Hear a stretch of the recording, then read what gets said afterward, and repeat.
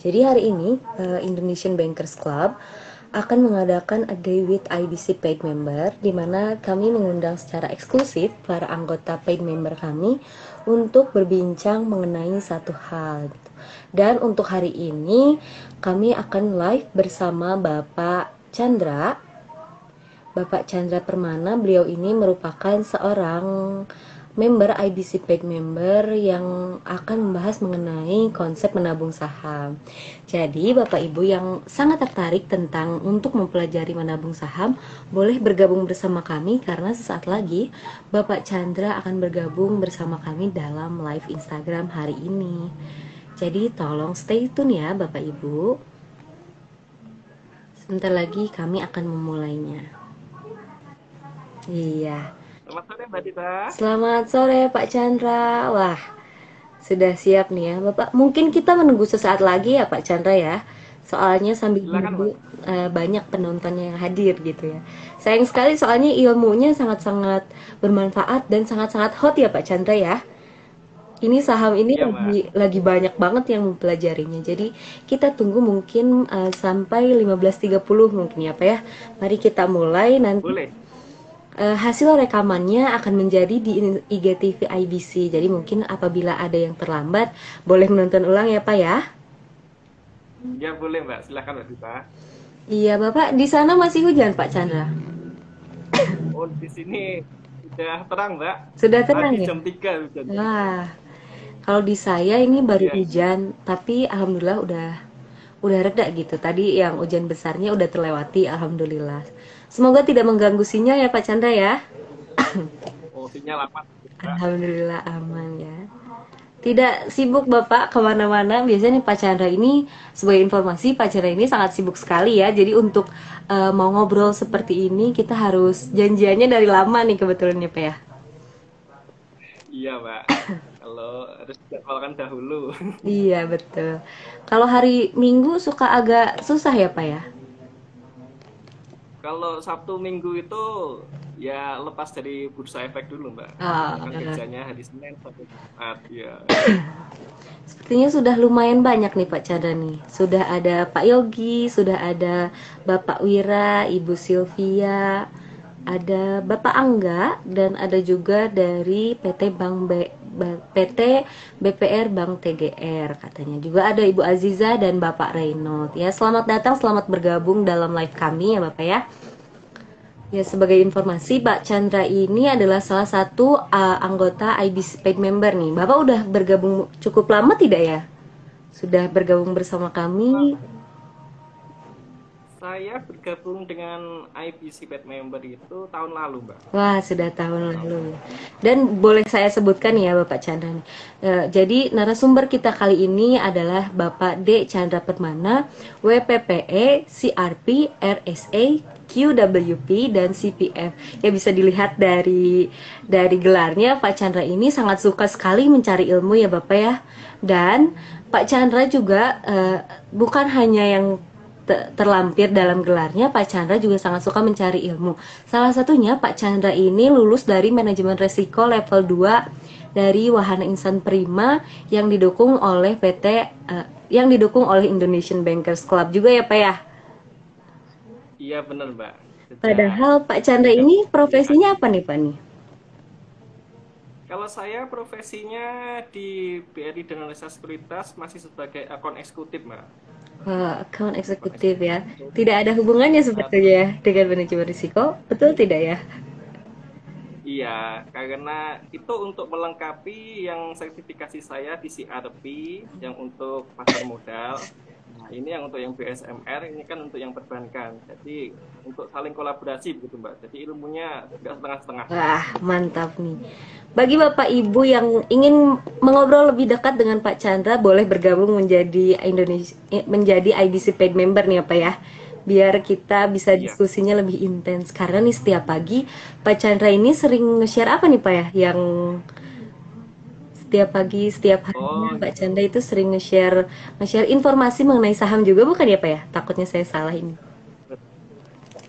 Yang saya share di grup IBC Paid Member tersebut ialah keadaan market atau pasar keuangan secara global, baik di Amerika, Eropa, kemudian Asia, kemudian di Indonesia, yang mana dilengkapi dengan komoditas-komoditasnya, itu baik naik atau turun pada penutupan hari sebelumnya.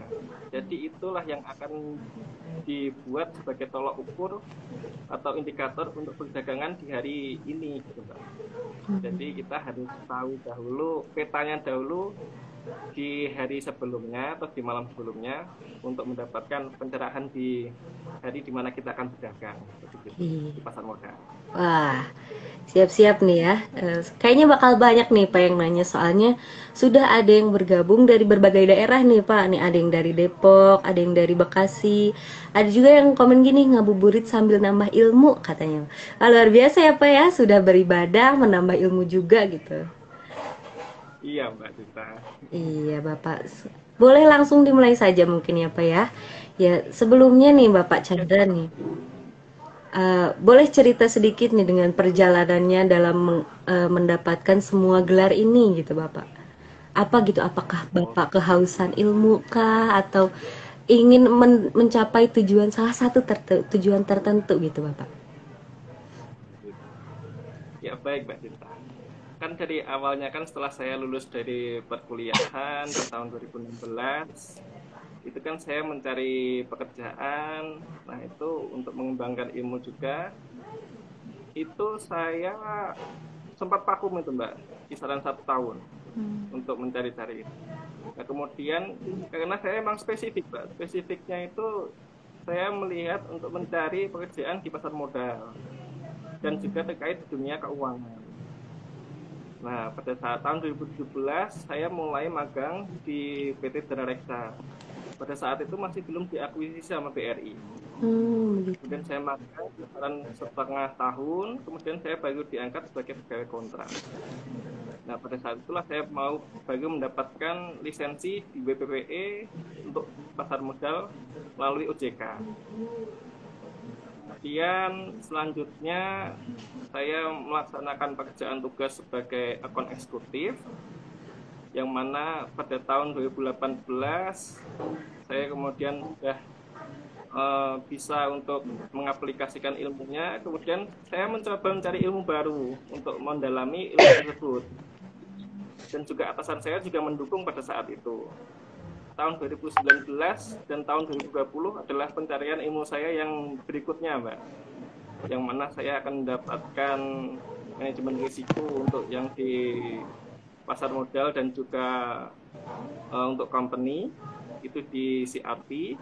Kemudian untuk yang memperkuat BPPE saya di analis efek itu saya mendapatkan di RSA. Kemudian pada tahun 2020 saya mencoba ilmu baru lagi untuk perencanaan keuangan, walaupun masih belum CFP. Kemudian saya mencoba untuk ke jenjang yang KVP dahulu, kemudian untuk yang CPF. Nah, kemudian pada tahun 2020, nah itu baru saya kenal dengan IBC Paid Member ini. Nah, pada itu ada ilmu baru ini yang untuk melengkapi CRP, Certified Risk Professional tersebut, yang namanya BSMR. Nah, BSMR tersebut ada level 1 sampai 5, kemudian saya ikuti sampai level 2 dahulu. Begitu, Mbak Dita. Wah, keren nih Pak. Jadi banyak ilmu dari menjadi IBC Paid Member ini apa ya? Iya, Mbak Dita. Iya, iya mungkin takutnya ada beberapa penonton yang tidak tahu ini. IBC ini adalah sebuah komunitas keuangan atau antusias keuangan yang di dalamnya itu ada sering kali kita bertukar informasi ya Pak ya, mengenai lowongan kerja Iya. atau informasi lainnya. Jadi apabila Bapak Ibu penonton yang ingin bergabung menjadi IBC Paid Member, boleh dituliskan di kolom komentar, nanti tim kami akan menghubungi. Ya baik Bapak, sekarang ini temanya adalah menabung saham ya Pak ya. Saham ini banyak Iya, banget nih yang saya lihat, bahkan beberapa teman saya ini sudah terjun gitu Pak ke dunia saham, dan setiap harinya tuh dia ngupload terus nih pertumbuhan pertumbuhan sahamnya yang sayangnya saya tidak mengerti gitu ya Pak ya. Mungkin kalau saya mengerti saya juga bisa jadi ikutan nih. Nih dari Pak Chandra sendiri nih, apa ini? Apa ini konsep menabung saham nih, boleh diceritakan mungkin secara detail dari awal definisi kemudian sampai bagaimana tata caranya gitu Pak. Silahkan Pak Chandra, ini sangat banyak sekali yang menontonnya, sudah sangat excited. Iya, baik Mbak. Jadi pada awalnya itu kan saham itu adalah suatu bukti kepemilikan ya Mbak. Di mana apabila kita memiliki saham di perusahaan tersebut, secara langsung, secara otomatis kita menjadi pemilik dari perusahaan tersebut. Ukuran dari kita dari saham tersebut itu bisa melalui beberapa lembar ataupun beberapa lot Mbak. Jadi apabila kita mempunyai 1 lembar atau 10 lembar atau 1 lot atau 100 lembar tersebut, kita sebenarnya sudah memiliki perusahaan tersebut. Nah, bagaimana cara memiliki perusahaan tersebut? Kita seperti pembukaan di rekening bank biasa Mbak. Jadi kalau di bank kan kita pembukaan rekening bank, tapi kalau di sini kita akan melakukan pembukaan di rekening efek. Karena itu saham itu termasuk efek. Efek yang bisa diperdagangkan, diperjualbelikan. Kalau untuk pembukaannya sendiri, seperti biasa, itu adalah syarat yang dibutuhkan adalah KTP, itu otomatis harus memiliki KTP. Kemudian buku tabungan untuk melengkapi aliran dananya tersebut nanti Mbak. Baik. Kemudian adanya NPWP itu tidak diwajibkan. Seperti itu. Itu adalah syarat awal. Jadi siapapun kemudian bisa ya Pak ya untuk membeli saham ya, ya. Asalkan sudah memiliki KTP berarti sudah bisa. Baik. Enggak Pak. Kemudian apabila nanti rekening efeknya sudah jadi, barulah nanti kita pada saat itu kan ada namanya face to face, yang mana saya sebagai akun eksekutif dan juga calon nasabah, itulah baru nanti akan diketahui tujuan dari investasi tersebut. Tujuan dari investasi dari nasabah tersebut mau kemana? Apakah mau di saham, ataukah mau di obligasi, ataukah mau di reksadana.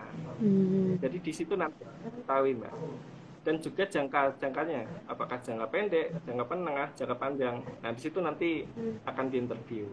Seperti begitu. Begitu ya Bapak.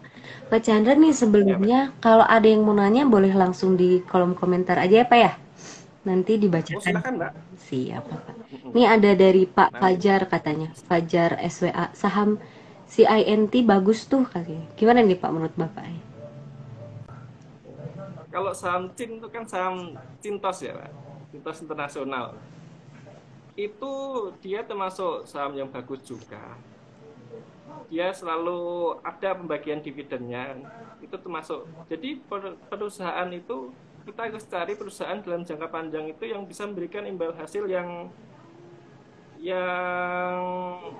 bisa didapatkan, salah satunya itu dividen. Jadi dividen itu salah satu kunci untuk kita mempertahankan perusahaan tersebut. Baik. Dan juga faktor-faktor lainnya. Iya, baik. Boleh kalau mau mengoleksi saham CIN tersebut. Gimana tuh Pak cara belinya? Kalau untuk pembeliannya, kalau dulu itu kan kita harus melalui broker, kita datang ke sekuritas tersebut, kita melengkapi formulirnya, itu dulu. Namun kalau untuk sekarang, itu zamannya sudah online Mbak. Mudah ya Pak ya? Itu akan menggunakan aplikasi, ya. Jadi hanya dengan aplikasi dan juga jaringan internet yang stabil, itu bisa kita melakukan transaksi di pasar modal yang ditujukan untuk pembelian atau penjualan saham tersebut. Jadi dengan aplikasi dari perusahaan sekuritas kita bisa melakukan transaksi tersebut. Wah, mantap nih. Dengan peraturan dan juga jam-jamnya yang agak harus diperhatikan itu juga Mbak, karena kita itu di pasar modal itu disiplin. jamnya ada, dan juga peraturannya itu ada. Iya, Bapak. Jadi, Asal ya. jangan asal jangan dividen trap katanya Pak, kata Ibu Ayu Seta. Ibu Ayu, Bapak Set atau Bapak Seta ini? Setuju tidak Pak dengan Yang mana, itu? Pak? Asal jangan dividen trap katanya Pak. Oh iya, asal jangan dividend trap. Dividend trap itu maksudnya itu pada saat kita itu kan harus tahu tujuannya juga, Mbak ya. Jadi, tujuan jangka panjang atau jangka pendek. Kalau jangka pendek dalam dalam pembelian saham untuk mendapatkan dividen, itu kita ada yang namanya ex date dan come date. Pada saat ex date itu biasanya harga turun, Mbak. Hmm, Pada saat come itu biasanya harga masih naik. Nah, yang disebut sama trap itu biasanya adalah masih masih menyimpan perusahaan tersebut pada saat harga tanggalnya sudah XD. Bapak ada Itu yang nanya memang, lagi nih, Pak? Oh, lanjutkan dulu saja, mohon. ya, Pak. Lanjutkan saja dulu. salah satu fenomena di pasar modal juga. Jadi pasar modal itu sebenarnya agak kompleks, namun kalau kita mendalaminya atau lebih memahaminya itu jadi mudah. Oh, baik. Bapak ada yang mau nanya lagi katanya. Pak, kripto Bitcoin kayak gitu, halal gak sih saham kayak gitu? Katanya. Wah, ini juga salah satu yang panas nih Pak ya. Berita panas itu. Jadi Bitcoin atau cryptocurrency itu memang lagi gencar ya Pak di Indonesia. Betul Pak. Walaupun di luar negeri itu sudah sudah lama itu Pak. Jadi emang di Indonesia ini kalau ada sesuatu yang baru itu pada ikutan semua. Ada fenomena seperti begitu. Seperti contohnya dulu kan pada saat divaksin itu kan ada ikut-ikutan masuk ke saham-saham farmasi gitu. Jadi terus pada saat itu kena dividen, kena trap juga gitu, pada saat itu harganya turun. Kalau terkait Bitcoin ini sebenarnya kalau apakah bisa disebut investasi atau tidak itu tergantung dari profil pribadinya sendiri, Pak. Paradigmanya sendiri. Jadi paradigmanya itulah yang menentukan apakah Bitcoin itu termasuk bentuk investasi ataupun tidak. Ada yang menyebut itu investasi, ada yang bisa menyebut itu tidak. Itu tergantung pribadi masing-masing. Kalau untuk sekarang memang Bitcoin lagi trending, lagi istilahnya harganya lagi bullish. Bullish itu adalah naik terus, Pak. Wah, iya. Dan bisa pernah ada berita itu malah saham ditinggalkan dahulu karena untuk Bitcoin, Bitcoin. iya. Betul, betul, betul. Padahal di saham tersebut adalah kita memiliki perusahaan tersebut. Kita menabung, memiliki perusahaan tersebut, dan juga fisiknya itu ada. Hmm, Bentuk kepemilikannya itu ada. betul. Sementara Lembaran itu ya Pak Bitcoin, ya? Berbentuk lembaran itu. itu bentuknya tidak ada, namun kita hanya bisa mengetahuinya secara digital. Nah, itu adalah salah satu perbedaan. Oh, begitu ya Pak ya. Pilihan investasi tetap pada individu masing-masing. Iya. Jadi halal gak sih Pak tuh? Nah, kalau halal tidaknya, kalau di saham itu sudah dihalalkan oleh MUI. Oh, sudah halal Cuma berarti. kalau di Bitcoin itu bisa saya tegaskan belum ada berita kalau MUI itu sudah menghalalkan. Jadi untuk sekarang masih belum. Wah. Jadi Bu Nurul Kalau di Rahayu nih saham, yang nanyanya, Bu Nurul Rahayu kayaknya mau investasi di Bitcoin, tahan dulu aja mungkin ya Pak ya. tahan dulu Tahan aja. dulu aja ya. Nanti kalau udah dari MUI udah memberikan bahwa Bitcoin itu halal, boleh silahkan. Tapi kalau untuk yang di saham sudah ada fatwanya. Bapak Gitu ini Mbak Dita. ada pertanyaan lagi nih Pak dari Bapak Wira katanya. Ada Silakan Mbak. persepsi sebagian kecil orang yang menganggap bahwa investasi saham sama dengan judi katanya Pak nih. Bagaimana menanggapinya Hmm, ya Pak? Terima kasih katanya gitu. Jadi persepsi saham itu judi itu sudah sejak lama, Mbak. Sejak di bawah tahun 2000 ke bawah itu sudah ada. Jadi sebenarnya saham itu disebut judi itu karena kita tidak tahu tujuan atau maksud kenapa kita melakukan transaksi tersebut. Atau istilahnya kita tebak-tebakan harga gitu, Mbak.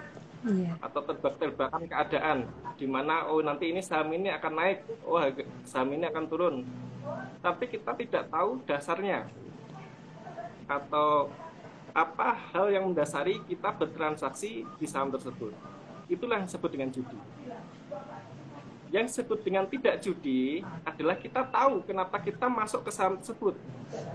Oh, saham ini bagus, menghasilkan dividen, dan juga pertumbuhan harganya itu semakin tahun semakin meningkat. Begitu contohnya kan perbankan, misalnya BRI, BCA, atau yang lain-lain yang terdapat di saham L245, itu kan sudah jelas, bukan? Nah, itulah yang disebut tidak judi. Jadi kita tahu tujuannya itu, dan juga kita tahu kepemilikan kita itu benar di perusahaan tersebut. Jadi tidak asal tebak-tebakan saja. Baik, Bapak. Untuk yang jadi jangan asal tebak-tebak, kita harus tahu maksud dan tujuannya untuk masuk ke saham tersebut. Itu nanti namanya tidak judi. Iya. Bukan berarti ya? Sudah dihalalkan MOI juga ya, Pak ya? Iya, Pak. Iya. Wah, Bapak ini banyak sekali nih yang bertanya nih, Pak nih. Lanjut saja ke pertanyaan saja, atau mungkin Bapak ada sesuatu dulu nih yang mau dijelaskan nih, Pak Chandra. Silahkan lanjut ke pertanyaan, kita di sini bincang-bincang santai aja. Bincang-bincang santai sambil mungkin menunggu waktu buka ya, Pak ya. Luar biasa memang ini antusiasnya sangat keren sekali ya. Meskipun lagi pada puasa nih tetap menempatkan untuk mencari ilmu bersama Pak Chandra nih kali ini. Ada pertanyaannya dari Pak Yogi nih, mitigasi risiko saham ada bagaimana nih Pak Chandra katanya gitu. Jadi untuk mitigasi risiko saham itu sebenarnya setelah kita tahu tujuannya dan kita tahu di mana kita berinvestasi, misalnya contohnya kita ingin berinvestasi di saham perbankan misalnya, di BRI gitu. Untuk mitigasinya kita sesuaikan dengan money manajemennya, Mbak. Jadi money management itu adalah di mana dana kita atau kesediaan dana kita untuk dialokasikan ke berbagai instrumen yang akan kita pilih tersebut. Ini ada namanya don't put your egg in one basket. Kita kan kita itu dalam satu keranjang atau dalam satu instrumen. Contohnya kalau di perbankan di bank terus atau ditambang terus, itu sebenarnya tidak boleh. Jadi ada kita taruh di misalnya di BRI, misal di Antam, kemudian di Indofood, kemudian di Unilever, seperti itu. Itu yang pertama. Setelah kita tahu di mana akan ditempatkan, kemudian barulah proporsinya. Proporsinya itu untuk BRI berapa persen, untuk Antam berapa persen, untuk Unilever berapa persen. Nah, setelah itu kita tahu berapa persennya, kemudian barulah kita lebih spesifik lagi. Di BRI kita masuk seberapa lot dulu. Misalnya kita masuk 2 lot dulu atau 1 lot dulu. Kita tes dulu. Karena kita kan ini tidak tahu ke depannya pasar akan sesuai harapan kita atau tidak sesuai dengan harapan kita. Karena bursa efek itu high risk, high return. Setelah kita tahu, kita masukkan ke BRI misal 1 lot dulu, nah, ternyata betul dia mengalami kenaikan. Kita tunggu dulu kenaikan sampai 2,5% atau 5%. Kemudian baru kita tambah lagi. Pun juga kalaupun turun, misal kita turun, kita tunggu dulu sampai 2,5% sampai 5%. Baru kita tambah lagi. Seperti begitulah konsep nabung saham itu. Iya. Dan itu sekali dengan manajemen risiko yang mana disebut di sini itu money management gitu. Ya, baik Pak Yogi mungkin ya setelah ini langsung beli saham nih Pak Yogi nih. Setelah dijelaskan mitigasi resikonya oleh Bapak langsung beli saham ini. Ada pertanyaan lagi nih Pak dari Bapak Willy Sirait katanya. Apakah investasi saham banyak yang menggunakan skema Ponzi katanya Bapak? Skema Ponzi itu yang gimana tuh, Mbak? Saya kurang tahu. Boleh Bapak Willy Sirait? Skema Ponzi seperti apa mungkin? Atau mungkin kita ke next pertanyaan dulu mungkin ya Pak ya? Iya, silahkan. Iya. Nih dari Ibu Yeni Yulia, minimal kalau investasi di saham berapa ya Pak katanya? Wah ini besoknya langsung mau beli saham nih Pak kayaknya. Ya, besok hari Senin. Jadi hari Iya, Senin sudah mulai perdagangan kembali. iya betul. Jadi untuk di saham tersebut dulu itu masih 500 lembar per lotnya, Mbak. Tapi untuk sekarang udah diperkecil oleh bursa sejak tahun 2016 itu. Itu sekarang satu lotnya itu 100 lembar. Setelah itu baru dikalikan oleh harga yang tercantum di saham tersebut. Jadi nanti tinggal dikalikan aja, Mbak. Dari harganya, kemudian baru jumlah lembarnya. Wah, Begitu. begitu Bu Yeni, mungkin Bu Yeni Senin langsung membeli saham Bapak ini. Sudah belajar sedikit mengenai manajemen risikonya, kemudian diajarkan juga nih cara membelinya gitu ya. Siap-siap ya Bu Ya, Yeni, kita beli berapa lembar mungkin Bu Yeni. Ada juga nih Bapak. kalau satu satu lot, Mbak, minimal Oh iya, satu lot atau 100 lembar. iya siap-siap Bu Yeni beli 100 lembar saham nih ya. Jangan lupa untuk di berbagai macam perusahaan ya Pak ya, agar Di lebih berbagai. aman. Kalau contohnya di BRI kan harga per lembarnya itu 4.340. Itu tinggal dikalikan 100. Jadi nanti ya 434.000 gitu. Wah, mantap Gitu. nih. Boleh dicoba ya Pak ya. Kalau mau beli saham boleh Oh, nih. boleh. Hubungi langsung Bapak Boleh. Chandra biar dibantu gitu ya Pak ya. Iya, Pak. Ada juga ini pertanyaan dari Pak Boni kayaknya nih.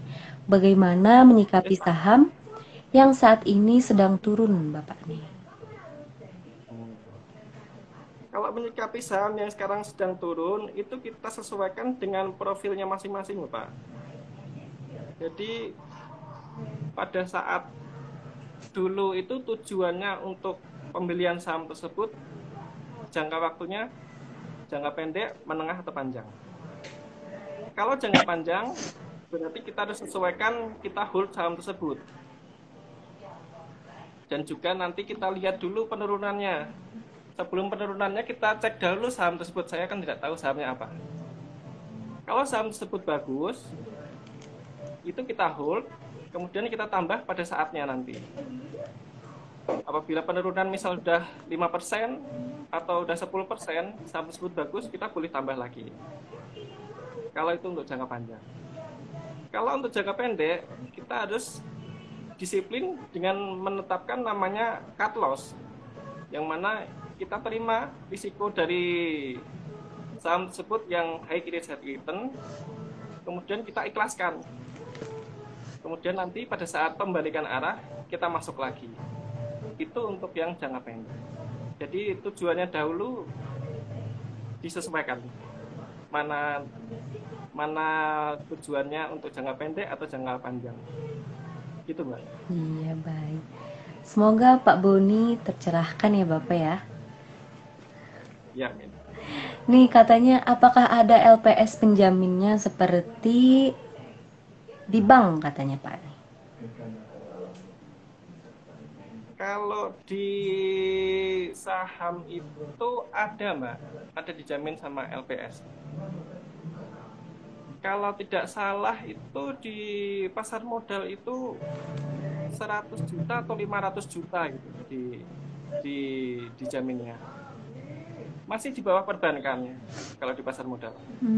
Tapi dijamin. Sudah aman berarti apa ya? Mm-mm.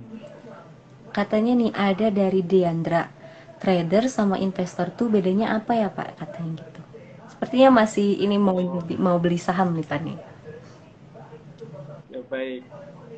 Jadi kalau saham trader atau tadi investing kan? Iya, Pak.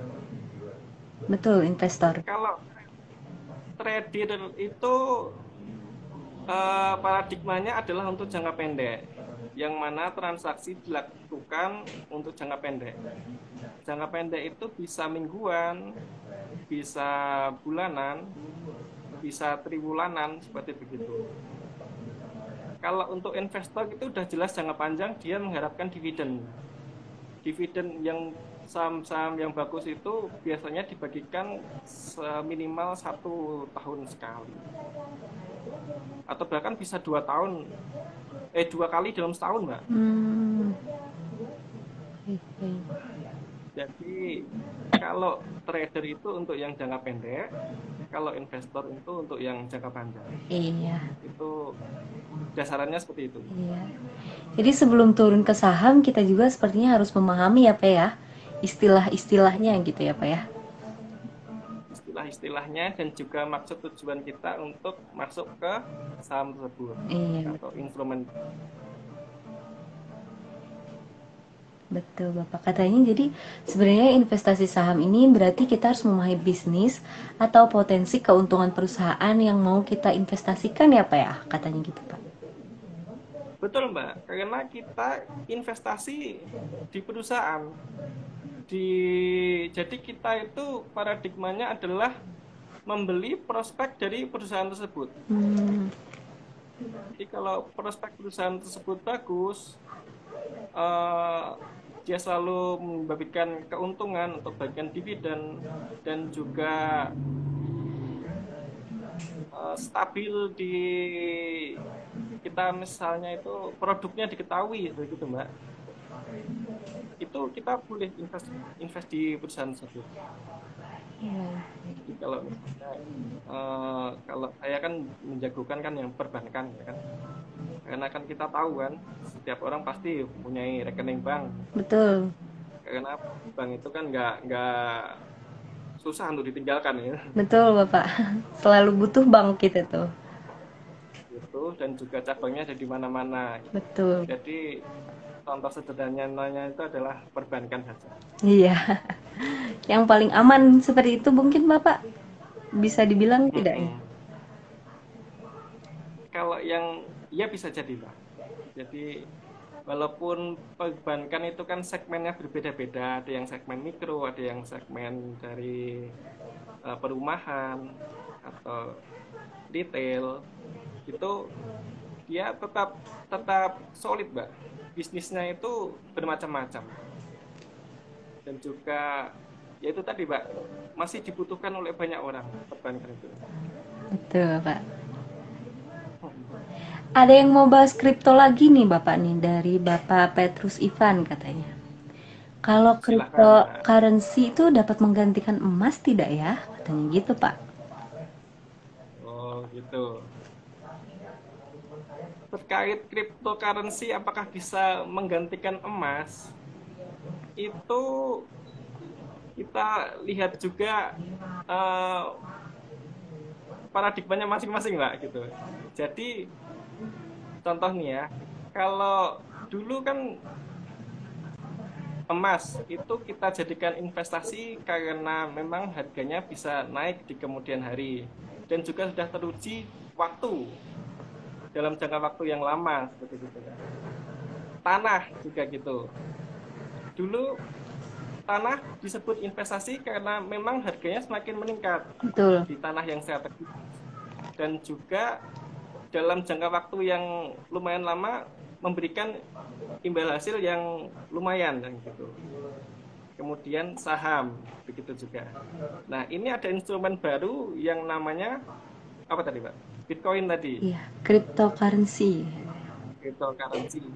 Banyak cryptocurrency yang salah satunya Bitcoin itu dan juga Ethereum atau yang lain-lainnya. Itu saya kira apakah bisa menjadi pengganti emas atau investasi itu kita perlu diuji oleh waktu juga. Jadi setelah uji oleh waktu misalnya 2 dekade lebih dan dia tetap stabil memberikan return, itu bisa disebut investasi. Ah, baik. Jadi memang waktu itulah yang nanti akan menjawabnya, Mbak. Iya, betul. Tidak bisa kita asal Mm-mm. tembak ya, Bapak ya. Tidak bisa salah tembak. Siapa tahu mungkin suatu 10 tahun ke depan ternyata tidak bisa dijadikan investasi gitu ya, Pak ya. Uh-uh. Atau Jadi malah mungkin nanti malah emang meningkat gitu itunya. uh-uh. Karena emang kita harus terbuka sama keadaan sekarang yang serba digital. Nah, inilah itu cryptocurrency itu menjadi salah satu peluang digitalisasi tadi, Mbak. Bisa jadi akan menjadi bentuk investasi atau pengganti emas, namun bisa jadi juga tidak. Hmm. Kalau jadi saya masih 50-50, Mbak. Wah, iya.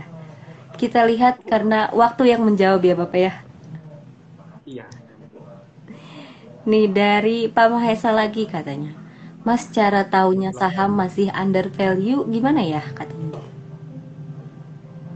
kalau saham masih under value itu kita lihat dari laporan keuangannya dan juga book value-nya.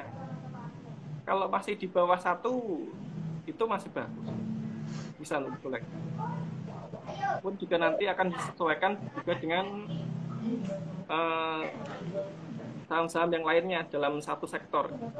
Jadi membandingkan sahamnya itu jangan dengan saham yang lain yang tidak sejenis. Jadi harus sejenis.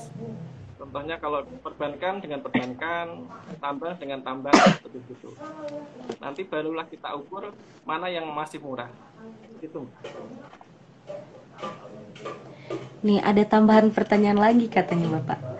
Dan kapan posisi yang tepat untuk kita masuk emiten tersebut katanya?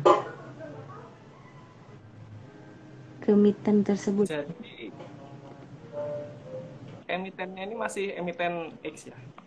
Jadi emiten apapun itu kita harus tahu dulu. Kalau dulu pada saat tahun lalu itu pada saat corona itu kan ya Mbak, itu saham-saham pada turun. Nah, itu adalah salah satu keadaan yang tepat untuk kita masuk di emiten-emiten tersebut tadi. Kalau pada saat sekarang kan udah termasuk recovery ini. Nah, pada saat udah recovery, ini harga-harga saham udah mulai kembali ke zaman sebelum penurunan tersebut. Untuk masuk ke situ bisa kita lihat kalau di saham itu technical analisnya.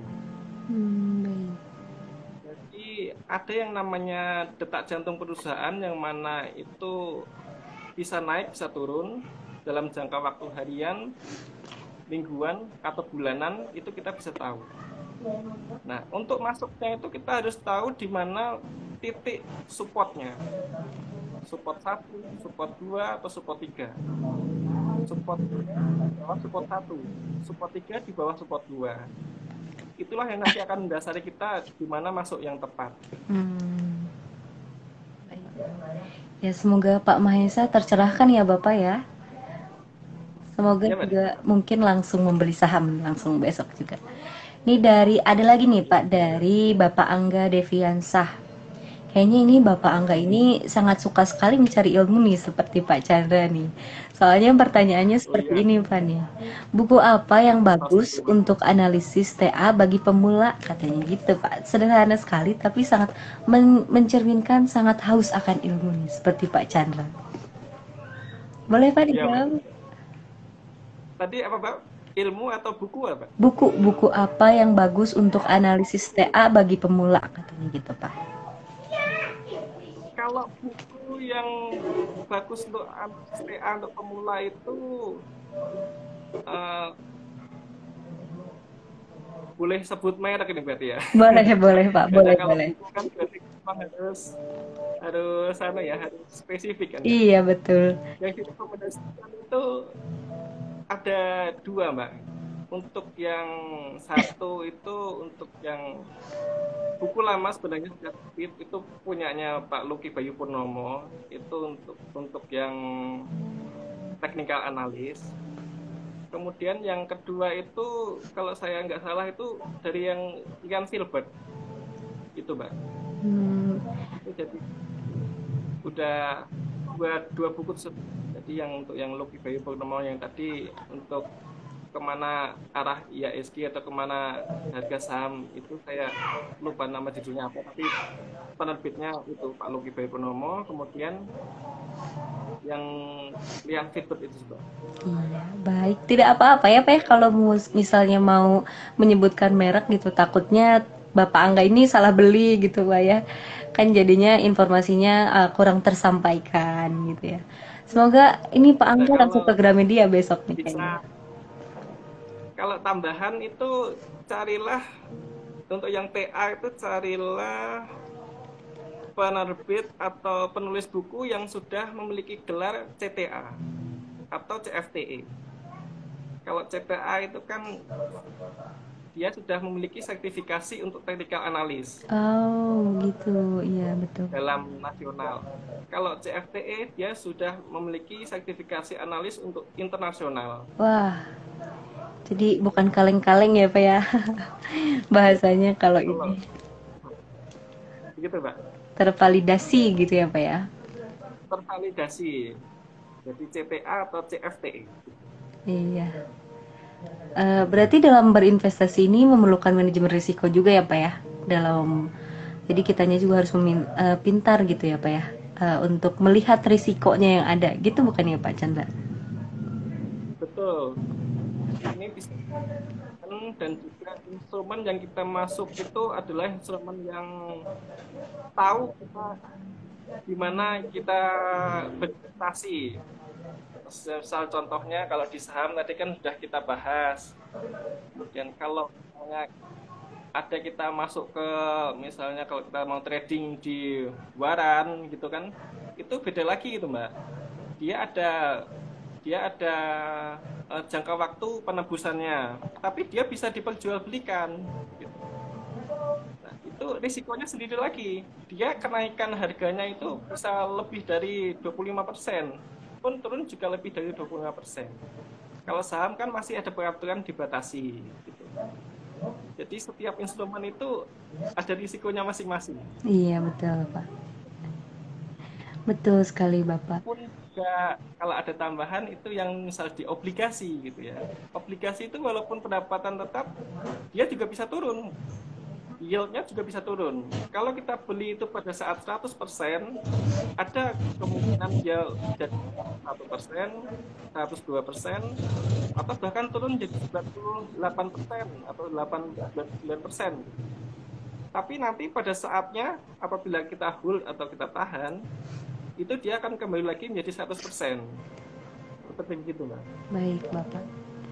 Nih Pak Mahesa nih Pak. Kayaknya Pak Mahesa beneran mau beli nih Pak nih. Soalnya nanyanya gini, rekomendasi saham yang bagus menjelang Lebaran apa nih? Katanya gitu Pak. Mau beli nih serius Kalau kayaknya. kalau Lebaran itu ada yang namanya saham-saham musiman itu memang ada, Mbak. Oh, Ada saham-saham dan ada saham-saham musim Lebaran. Kalau Lebaran itu sudah jelas konsumer. Konsumer itu sudah jelas. Jadi bisa GoFood, bisa ICBP, bisa Unilever, bisa Rals atau Ramayana, bisa MPPA, LPPF. Pokoknya yang segala yang konsumer itu biasanya Lebaran bakal naik. iya. Wah, siap-siap ya Pak Mahesa nih mau beli sahamnya Ramayana nih, jangan-jangan besok tuh. Iya, Yang menguntungkan saham musiman ya Pak. Itu saham musiman itu ketika ada di ini tertentu kah? Atau bagaimana nih Pak? iya. Ketika ada Itu sebuah kejadian tertentu begitu Pak. di di momen-momen tertentu tuh, Mbak. Oh, Di momen-momen tertentu aja. Selain momen-momen tersebut dia defensif, dia sideways. Jadi ada yang namanya bullish, itu harga saham naik terus. Ada yang namanya bearish, itu harga saham turun terus. Ada yang namanya sideways, itu harga saham mendatar. Jadi yang namanya saham defensif itu ya salah satunya itu tersebut, consumer tersebut. Jadi dia defense, ya stabil, termasuk stabil. Baik Bapak nih, selain selain Oh iya Mbak, Lebaran nih ada musim apa lagi nih Pak nih, saya jadi sedikit tertarik nih dengan saham-saham musiman nih. salah satunya musim dividen tadi Mbak. Oh iya. Jadi musim dividen itu ya menjelang bulan-bulan ini itu Maret, April, pun juga nanti Oktober, November itu perusahaan-perusahaan yang sering bagi dividen yang tinggi-tinggi itu seperti ya perbankan itu dia dikoleksi, dikoleksi oleh asing, dikoleksi oleh domestik. Hmm, begitu. Oh ya Mbak Dita, Gimana untuk Bapak? bukunya yang tadi, yang buku yang technical analyst tadi, Betul? itu namanya itu rahasia di balik pergerakan harga saham. Wah, Pak Chandra nginget-nginget nih dari tadi kayaknya judul bukunya.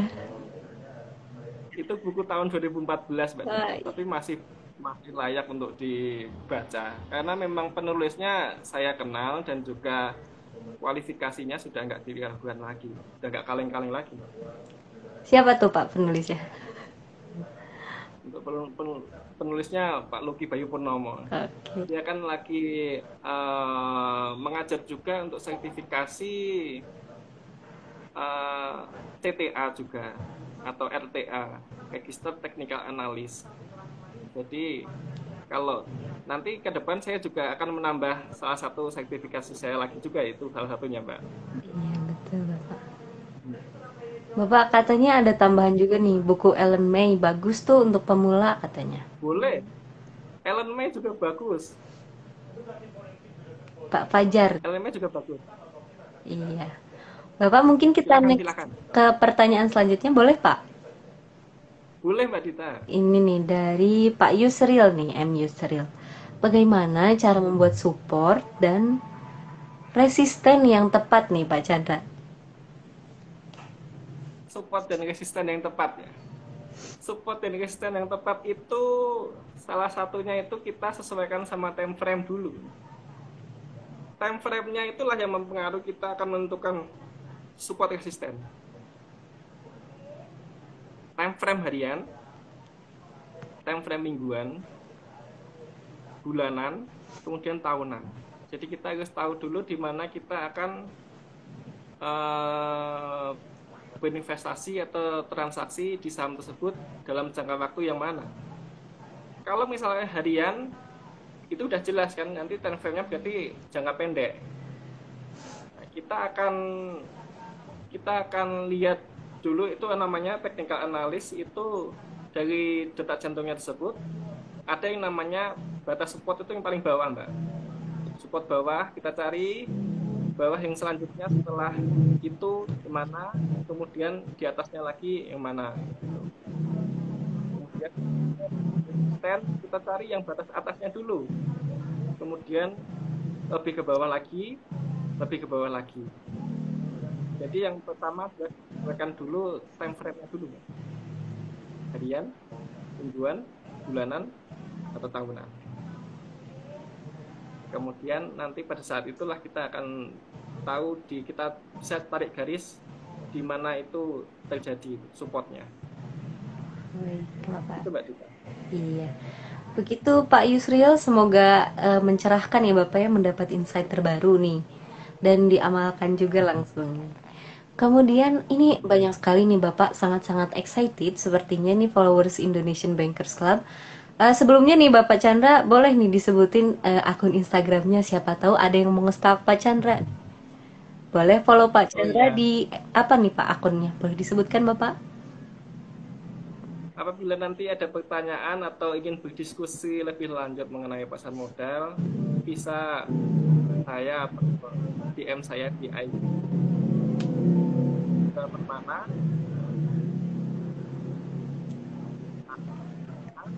PERMANA. Itu Mbak. Nanti Iya. bisa kita diskusi. Boleh nih, kayaknya abis ini Pak Chandra banyak nih yang follow-nya nih. Mau nanyain tentang saham, DM-DM berlanjut. Gak apa-apa ya Pak Chandra? Boleh? Nggak apa-apa, Mbak. Karena saya sering suka bagi ilmu. Iya. Cuman mungkin lebih enak lanjut di WhatsApp, kita lanjut di grup IBC mungkin ya Bapak ya. Boleh bergabung Boleh kalau sama IBC Paid Member ya Bapak, agar intens nih bertemu dengan Pak Chandranya nih. ya, karena saya juga terdaftar di IBC Paid Member. Nanti silahkan hubungi Mbak Dita juga kalau ingin mendaftar atau bergabung melalui IBC Paid Member. Iya. Gitu. Keren sekali nih Bapak nih. Ada nih pertanyaan dari Bapak Waha Abadi nih. Karena tadi kita lagi ngobrolin teknik analis mungkin ya, technical analis nih. Technical analis dan fundamental analis prefer mana nih Pak nih untuk masuk ke suatu saham tertentu nih? Karena untuk membaca candlestick diagram kan lebih ribet dibandingkan dengan kita membaca fundamental emiten tertentu gitu katanya Pak. Jadi dua teknik untuk kita memasuki ke instrumen salah satunya saham itu adalah analisis fundamental dan teknikal.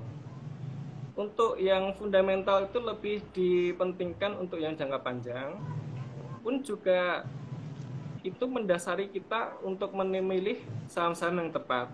Untuk technical analis itu kita menentukan masuk di harga berapanya gitu Mbak. Jadi dua analisa itu sebenarnya bukannya bertentangan tapi saling melengkapi, namun bisa juga saling membantu. Hmm. Kalau untuk yang teknikal itu kan lebih ke eksekusi, lebih eksekusi kita akan eksekusi atau masuk di mana, di harga berapa, juga exit di harga berapa. Jadi lebih lebih tergantung tergantung investornya kita. Lebih enak yang mana? Kalau fundamental juga silahkan, kalau teknikal bingung juga fundamental juga boleh. Tergantung referensi pribadi begitu ya Pak ya? Hmm. Kalau fundamental kan lebih untuk yang jangka panjang tadi. Oh iya betul. Kalau yang teknikal itu lebih untuk eksekusinya. Baik. Ya Pak Waha Abadi mungkin semoga saja ini sangat membantu ya Pak ya. Lebih prefernya Iya, yang mana gitu tergantung apa yang digunakannya gitu. Apakah jangka panjang kah atau yang lebih cocok kemananya gitu ya Pak ya. iya Mbak. Nanti kalau ada pertanyaan lebih lanjut atau masih kurang jelas terkait ini, bisa nanti DM saya Siap. di DM Chandra Permana. DM di @Chandra nih ya Pak ya. Wah langsung meningkat nih Ya, followers Bapak. iya Mbak.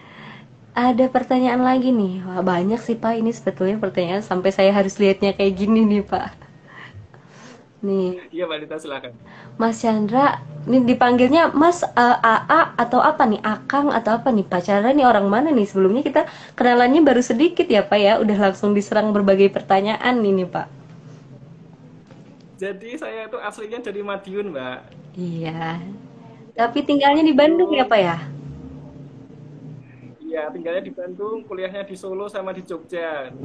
Nah, Wah, saat ini di Jakarta. Jadi silakan mau ya, mudahnya apa Mas boleh, tak boleh, gitu. boleh. Nyamannya aja Mbak. Ya, Mas Kang mungkin ya bisa sekalian. Jadi Mas juga, Akang juga iya gitu. Boleh juga. Gitu. Nih Pak nih. Saya lagi pilih pertanyaan nih karena saking banyaknya. Jadi Iya Mbak Dita. ini ada pendapat nih dari Pak Mahesa katanya. Technical and fundamental tapi tetap bandar punya kuasa katanya gitu. Bandar yang punya kuasa.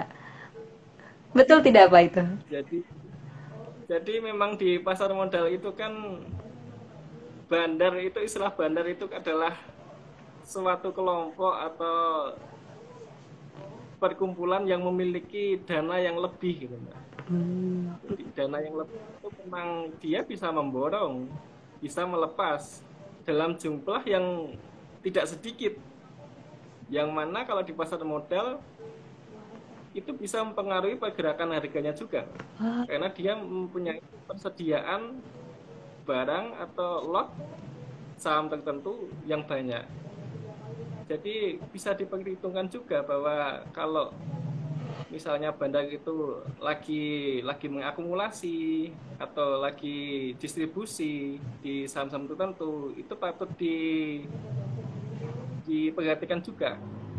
Karena kita sebagai retail itu, kalau bisa kita retail itu bersatu, sebenarnya kita bisa untuk mengalahkan bandar. Cuman untuk sekarang masih belum kuat, Mbak, untuk retail.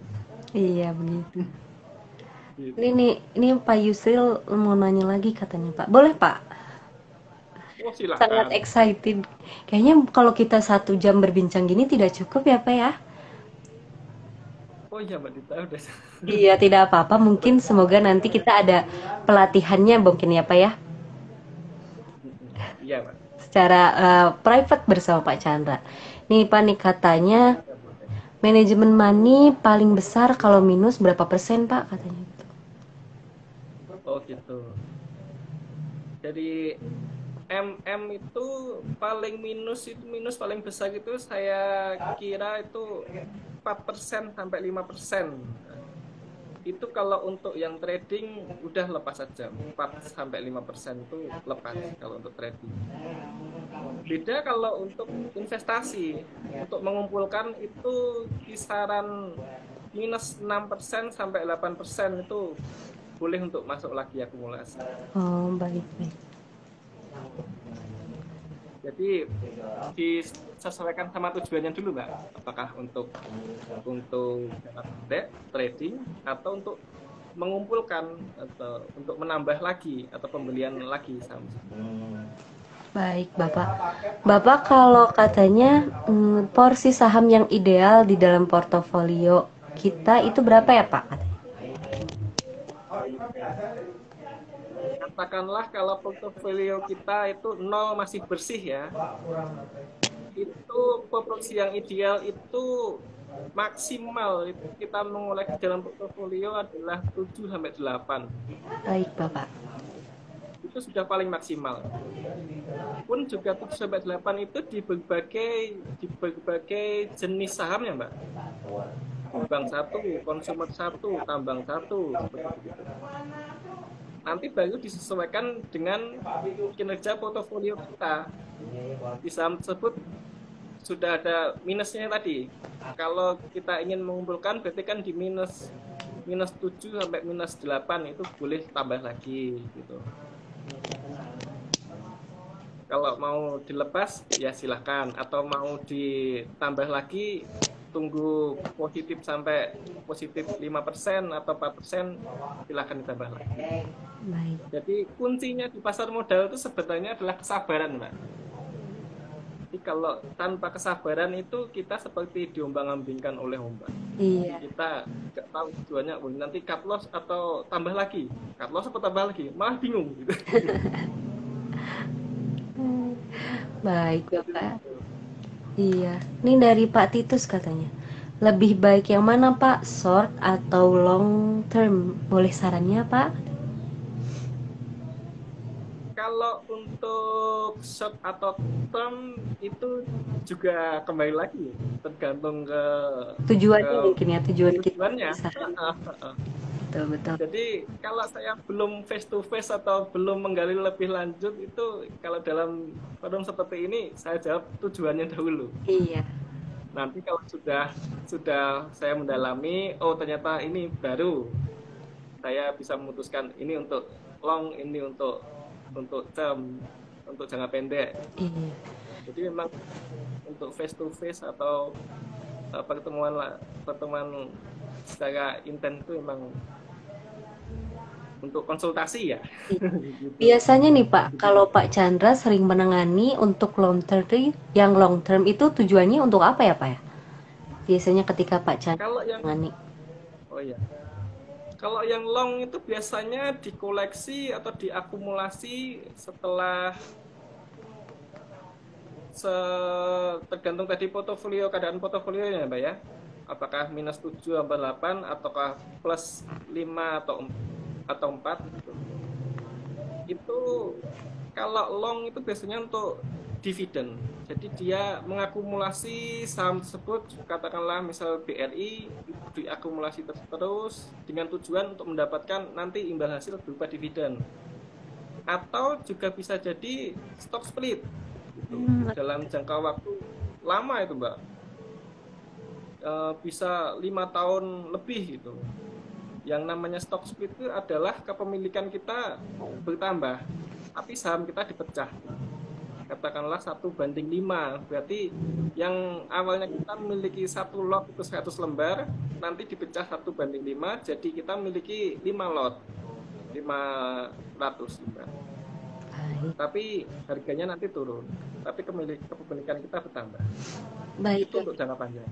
Kalau untuk short termnya nih Pak nih, untuk jangka pendeknya nih, biasanya tujuannya untuk apa? Kalau short term itu jelas tujuannya untuk mencari keuntungan yang namanya cuan, Mbak. Gimana Pak? Mendapatkan keuntungan dalam jangka pendek itu yang namanya cuan. Ah, Itu biasanya didapatkan 1% atau 2% dalam satu hari. Itu bisa. baik Bapak. Kalau di sekuritas saya itu kan namanya di BRI Danawisata Sekuritas itu ada yang namanya menu sore beli sore jual pagi, itu bakal buat sore itu yang kadang saya share di grup IBC Paid Member. Iya betul. Itu adalah salah satu tujuan untuk investasi jangka pendek trading. Ini hanya sebatas dikoleksi dalam jangka waktu satu hari aja. Begitu. Ada. Iya. Masih ada waktu ya Pak ya? Oh silakan Mbak Tika. Ada pertanyaan dari Riz Barok katanya nih Pak. Cara menentukan cut loss atau tambah lagi gimana ya Pak? Oh iya. Kalau cut loss atau tambah lagi, cut loss itu saya idealnya itu di -4 atau -5. Untuk itu udah cut loss saja. Kalau untuk itu untuk trader ya. Iya. Kalau tambah lagi sebagai trader itu kita tambah lagi itu untuk trader itu sebenarnya pada saat dia harga malah naik, Mbak itu. Jadi pada saat dia naik, itulah pada saat itu dia akumulasi. Pada saat harga break di resistennya, itu dia akan tambah lagi. Seperti itu. Jadi kalau untuk cut loss itu -4 atau -5 udah ikhlaskan. Sudah lebih baik cari yang lain gitu ya Pak ya? Cari yang lain atau menunggu di saat yang tepat di saham itu lagi. Tapi sabar dulu. Iya. Karena dengan adanya cut loss kan itu berarti kita harus ikhlas bahwa analisa kita atau keputusan yang kita ambil itu ternyata salah. Dan kita harus ikhlas, harus iya. Jadi ini saya dari tadi sedikit menyimpulkan berarti kita tuh sebelum memulai untuk investasi saham, kita juga harus tahu gitu ya tujuannya untuk apa nih kita membeli saham ini gitu. Kemudian yang paling utama dari segalanya adalah sabar ya Pak ya? Sabar. Jadi pasar modal itu kuncinya temannya adalah sabar. Selain itu ada ikhlas juga ya Pak ya, ketika cut loss nih, ketika udah -5, udah ikhlaskan saja gitu ya Pak ya? Ikhlas saja, karena pada saat itu kan -5 atau -6 itu kan sebenarnya analisa kita sebenarnya sudah salah gitu kan. Iya Jadi betul. kita harus gitu. Kalau untuk trader gitu. Tapi kalau untuk yang investor itu dia tujuannya beda lagi. Betul. Dia kalau minus berarti dia akan tambah lagi karena dia mendapatkan harga yang lebih murah. Oh, begitu. Wah, semoga kita semua menjadi investor ya, Pak ya. Amin. Amin. Jadi investor. Iya. Semoga aja soalnya kalau di bulan Ramadan katanya Ini nih Pak nih, lagi ininya doa katanya gitu Pak, diijabah insya Allah ya Pak ya. Oh iya, tadi Dikabulkan semuanya. iya tadi Pak Chandra ini ngirim saya e-form nih Pak. Boleh dijelaskan nih Pak? Oh iya betul Mbak Dita. Untuk langkah awal untuk menabung saham itu kan seharusnya ada yang namanya rekening efek. Untuk sekarang di mana instansi saya bekerja di BRI Dana Sekuritas itu pendaftaran rekening efek dilakukan secara online melalui e-form.danaleksa.com seperti tersebut. Iya. Nanti akan setelah masuk ke situ ada yang namanya menu registrasi, kemudian nanti dituliskan di situ data-datanya dan juga kelengkapannya tersebut yang namanya KTP, NPWP jika lo ada, dan juga buku tabungannya. Kemudian nanti kalau sudah jadi, barulah menabung saham ataupun transaksi saham atau trader yang tadi atau trading bisa dilakukan. Iya. Jadi kunci yang awal itu adalah rekening efek dahulu. Iya. Jangan lupa nih Bapak Ibu silahkan ya kalau yang mau membeli saham boleh tuh lewat e-form itu ya Pak ya, mengisi dulu gitu ya Pak ya. Ya Mbak. Betul Bapak, wah tidak menyangka nih Bapak ya. Sangat banyak sekali, sangat excited sekali nih mempelajari saham yang sedang hot-hotnya nih di Indonesia nih. Tapi sayang sekali Iya Mbak. sepertinya kita harus menutup pertanyaan nih Bapak nih. Tidak Iya apa-apa ya iya. Bapak. Mungkin Bapak Ibu yang masih aktif bertanya boleh mengunjungi Instagram pribadinya Bapak Chandra di @dcandrapermana. Atau Bapak Ibu yang ingin mendapatkan informasi lebih banyak boleh follow @Indonesian Bankers Club dan PT Wahana Insan Prima karena kami hadir di setiap media sosial nih Bapak kebetulan. Oh iya Pak Chandra hadir di media sosial mana saja nih kalau boleh tahu? Facebook juga kah atau LinkedIn mungkin ya Pak ya? Iya, jadi saya ada di LinkedIn, di IG, dan juga di kalau untuk Facebook sudah lama nggak aktif. Sudah lama tidak aktif. Jadi boleh follow Pak Chandra dan follow Indonesian Bankers Club dan PT Wana Insan Prima di seluruh media sosial karena kami ada gitu ya. Jadi mau nyari IBC sama WIP di Facebook tentu saja kami ada gitu untuk menambah informasi. Selanjutnya apabila Bapak Ibu yang menonton dan aktif berkomentar di sini dan ingin bergabung di grupnya IBC secara free kami ada di Telegram yang saat ini sudah mencapai 4.000 nih Pak nih. Komunitasnya sudah banyak sekali. Namun apabila ingin lebih banyak mendapatkan benefitnya, boleh Bapak Ibu bergabung di Indonesian Bankers Club yang paid member. Karena Bapak Ibu di sana kita bisa mengobrol setiap harinya nih dengan Pak Chandra, atau dengan orang-orang hebat lainnya yang ada di forum tersebut gitu. Kita bisa bertukar informasi ya Pak Chandra ya. Iya betul Mbak. Nanti kalau di IPC Paid Member akan saya setiap pagi akan saya berikan ulasan dari BRI dan Sekuritas terkait pasar dan juga instrumen-instrumen menarik lainnya, baik itu saham, obligasi ataupun reksadana. Silakan Betul. bagi yang ingin bergabung di IPC Paid Member. Iya betul, karena selain itu kami juga setiap hari selalu mengirimkan koran ya Bapak ya. Pak Chandra sering gak nih baca korannya? Korannya komplit Mbak. Iya, sampai ini saya juga kadang kalau bacanya wah gitu. Setiap pagi jadi menambah lagi, menambah lagi. Iya Pak Chandra, terima Ya, kasih. Sepertinya eh, sudah cukup mungkin ya, sudah waktunya juga sudah ini. Tapi saya boleh izin screenshot dulu tidak ya Bapak ya? Mungkin sebagai kenang-kenangan gitu ya. Atau mau ya Mbak Dita silakan. ya saya screenshot ya Bapak. Satu, dua, tiga. Iya, sudah ter-screenshot Pak Chandra. Terima kasih atas ilmunya yang sangat-sangat bermanfaat ini. Semoga suatu hari nanti kita ada ruang khusus ya Pak ya, mungkin mengobrol lebih lama via Zoom mungkin ya, agar lebih lama waktunya dan lebih banyak juga pesertanya. Karena saya lihat-lihat banyak sekali nih Pak yang tertarik untuk mempelajari saham gitu Pak ya. Ya, amin. Betul, Pak. Ya, kami tunggu ya Bapak.